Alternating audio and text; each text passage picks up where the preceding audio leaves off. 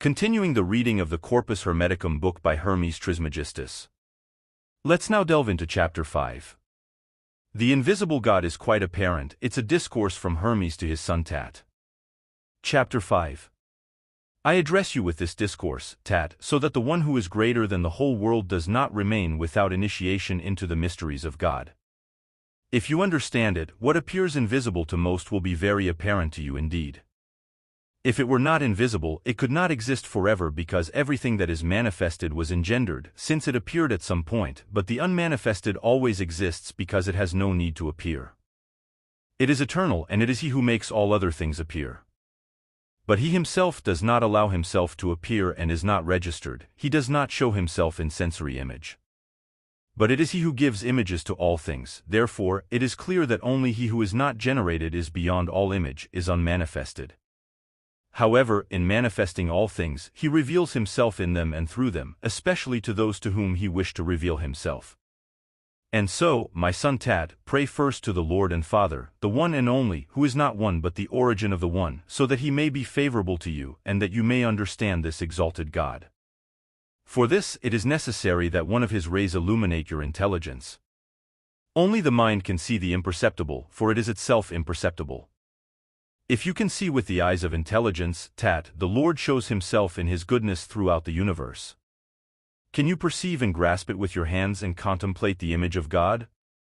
So, if you cannot see what is within, how will what is within you appear as if in the midst of the eyes of your body? Therefore, if you wish to see God, think of the sun, think of the course of the moon, think of the order of the stars. Who maintains the order? After all, every order is determined by its number and its place, and the sun is the greatest of the gods of heaven. All the celestial gods recognize him as their king and chief, and this greater celestial body than the earth and the sea allows the much smaller stars than itself to circle above it. To whom does it refer? Whom does it fear, my son? The courses of each of these stars in the sky are different and unequal. Who set them? For each of them, the direction and the size of their course? For example, the axle that rotates around itself and drags the universe. Who uses it as an instrument? Who set the limits of the sea? Who laid the foundations of the earth? Therefore, Tat, there is a creator and master of the whole universe. Place, number, measure would not be followed if there were no one who created them. Order presupposes a creator. Only the absence of place is divided, it does not press. However, even this absence of order is not without a master, for disorder needs him to reach order. It obeys the one who has not yet ordered it.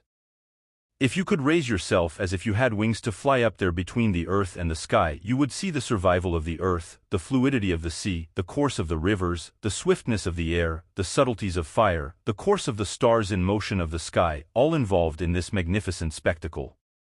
You would see the immutable move instantly and the invisible appear in order, in the beauty of it.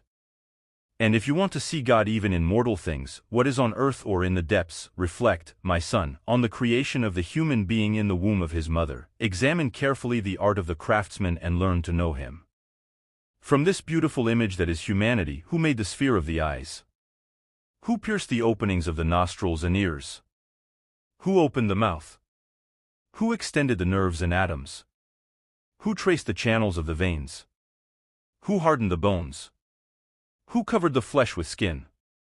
Who separated the fingers and the limbs? Who spread the soles of the feet? Who opened the pores? Who extended the arm? Who formed the pyramid of the heart? Who revealed the plans? Who enlarged the liver? Who formed the cavities of the lungs, the cavity of the abdomen? See how many different techniques are applied in one matter? How many works of art in one work? Everywhere beauty, everywhere proportion, everywhere diversity. Who made all these things? Who is the mother? Who is the father? If not the unique and indivisible desire that created everything through its will? No one thinks that a statue or a picture can exist without a sculptor or painter. Do you think then that this creation would not have a creator? O blindness, O pity, O ignorance, do not allow yourself, my son Tat, to be deprived of the work of your craftsman. On the contrary, call God by the name that best suits him, call him Father of all things, for he is the only one and his proper function is to add. And if you want me to use an expression of yours, he engenders his essence to create all things, and just as nothing can exist without the Creator, likewise he would not exist if he did not incessantly create all things in the air, on earth, in the depths of the universe, and each part of the universe is unnamed, for there is nothing in the whole world that is not him. He is both what is and what is not, for what is, he manifested, and what is not, he has within himself. And this is the God who is above all names. He is unmanifest but is the most manifested. He who reveals himself to the eyes will guide them. He who is incorporeal, multiform, or rather, is all bodies. In short, there is nothing that is not him, and everything is him. Therefore, he has all names, for all things have come from this unique Father, and that is why he has no name, for he is the Father of all things. What can we say about you? What can we say to you? Where to direct my gaze when I want to praise you? Neither up nor down, neither inside nor outside. There is no way, no place that is outside of you. There is no limit that is outside of you. Everything comes from you. You give everything, and you perceive nothing, for you possess all things, and nothing is impossible for you. And when will I praise you, Father? For we cannot understand your time much now, because what will I praise you for? For what you created, the cure of the sick, what preserves or what worries me, I worship, I thank. And for what reason will I praise you for having my own nature, for having something of my own, for being something of another of you? For you are everything that I can be, you are everything that I can do, you are everything that I can say, for you are all things, and nothing that you are not.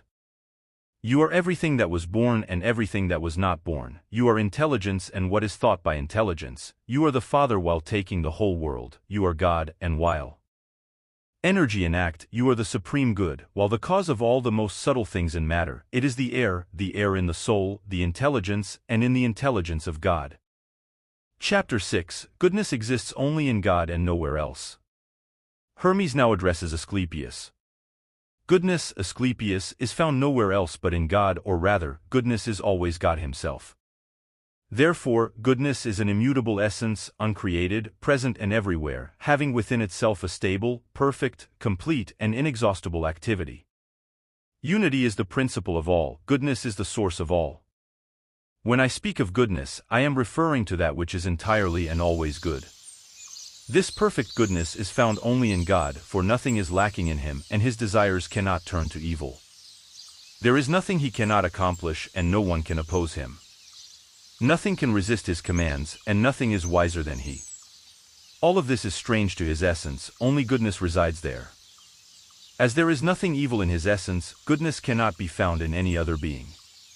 All other attributes are found in particular beings, small or large, even in the greatest and strongest among all beings. Everything that is created has passions and suffers, as generation itself is a form of suffering. Where the supreme good is not present and where goodness resides, there is no passion. Similarly, where day exists, there is no place for night, and where night exists, there is no place for day. Therefore, goodness has no place where it was generated but only where it creates. However, as matter and the soul have received a share in all things, they partake in goodness. That is why the world is good, as it produces all things. It is good insofar as it creates, but in all other aspects it is not good, as it is subject to passion, changeable, and produces things that are also subject to apprehension. As for human beings, goodness is measured by comparison. Here below, everything that is not very bad is considered good. However, goodness cannot be entirely free from evil here below, it is tainted by the mixture with evil. Thus it ceases to be good and becomes evil. Therefore, if there is a God, or rather, if God is goodness, Asclepius, goodness only exists in name for human beings, not in reality. Goodness is incompatible with the material body, which is surrounded on all sides by pains, desires, errors, and opinions. But the worst of all, Asclepius, is that people down here regard each of the evils I have just mentioned as goods, which should be avoided. Greed is the greatest of evils, the error of human beings, who are far removed from goodness. As for me, I offer thanks to God for placing in my intelligence, among other things, the knowledge that evil cannot exist without good, and that the world is the fullness of vice, while God is the fullness of good. Goodness is the fullness of having. The most beautiful things are those that are closest to the essence of God, as they are purer and simpler the more they share in his essence. Let us not be afraid to say, Asclepius, that if God has an essence, it is beauty. However, beauty and goodness cannot be found in the world, for all visible things are merely illusory images. This beauty lies beyond what falls upon the senses. Beauty must be sought, but the eye cannot see it because it cannot see God, from whom beauty and goodness emanate. They are his inseparable and highly desirable attributes, which he loves and by which he is loved. If you can understand God, Asclepius, you will understand beauty and goodness. The pure splendor of God, beauty, is incomparable, like God himself. As you come to understand God, you also understand beauty and goodness, for they cannot be separated from him. When you seek beauty, the only path that leads to this beauty is piety accompanied by knowledge. Those who lack this knowledge and have not walked the path of piety cannot call a human being beautiful and good, for they have not seen nor even dreamed of goodness. Today, they are surrounded by evil on all sides, considering evil as good. They indulge in licentiousness, satisfying themselves, losing themselves, and striving not only to preserve these things which human beings consider good, but also to nurture them. We cannot blame them, nor can the devil, for the worst of all is that we have needs and cannot live without them. Chapter 7. The greatest evil for human beings is to ignore God. And where can men run, who are drunk with the wine of the doctrine of ignorance, and who cannot digest it? Soon they will be sober and open the eyes of their hearts. Not all can do this, at least not those who can. For the flood of ignorance sullies the whole earth, it corrupts the soul trapped in the body and prevents it from entering the port of salvation. Do not let us be carried away by the current, but rather, by swimming against it, let us, who have the power, reach the port of salvation, throw our anchor there, and seek a helmsman to guide us through the gates of Gnosis, where the bright light shines, free from all darkness, where no one is intoxicated, where all are sober and turn their eyes to the heart to him who desires to be known. Let us run, then, towards the unheard of, the invisible to the eyes of the body but visible to intelligence and the heart. However, above all, it is necessary for us to tear apart from end to end this garment that we wear, this fabric of ignorance, the support of malice, the current of corruption, the dark cage, the death in life, the consented cadaver, the crowd that you carry with you, the thief who dwells in our house, who surrounds us with the things he loves, envies us for the things he hates, and strangles us like a python. He pulls us downwards towards him, to prevent the contemplation of truth and goodness from removing its space and postponing its malice. We must uncover the deceit he invents for us, growing on the mass of matter, intoxicating us with pleasure and dreams, so that we cannot hear what we should hear and see what we so desperately need to see. Chapter 8. Nothing supersedes, and it is through ignorance that changes are called death and destruction. Now, my son, let us discuss the soul and body, and the mortality of the soul, the constitution of the body, and its decomposition.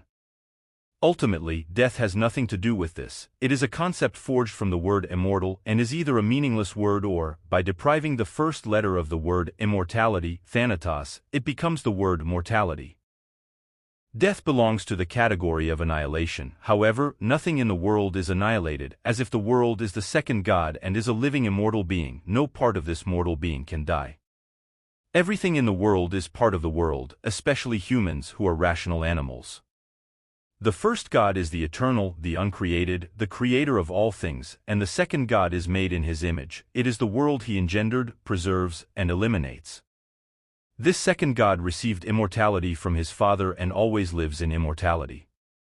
Immortality is different from eternity. The eternal was not engendered by another being, it produced itself.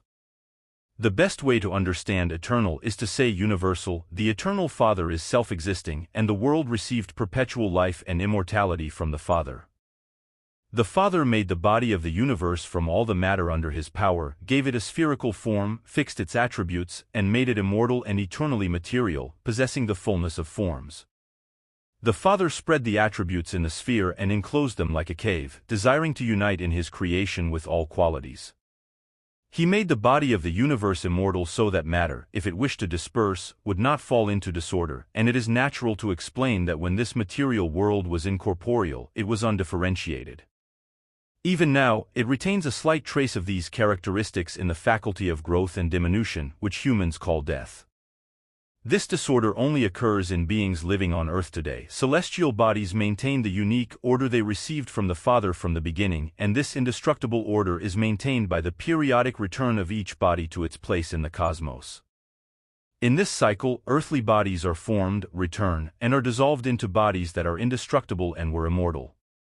Thus, there is deprivation of senses but not destruction of bodies. The third living being is the human, who was made in the image of the world by the will of the Father. He possessed intelligence different from all other earthly animals. From this module, he not only relates through the senses to the second God, the number, but also to my God, and he perceives the former through sensation because he is endowed with a body, and perceives the latter because it is incorporeal, through intelligence.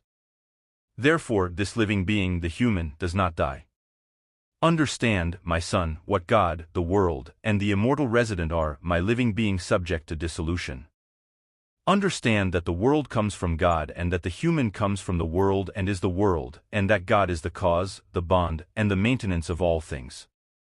And thus, we conclude the reading of Chapter 8. In the next video, we will enter Chapter 9, where we will talk about intellect and sensation.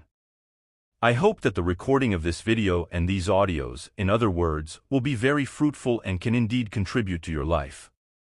Hermes Trismegistus, Magnificent Master, Immeasurable.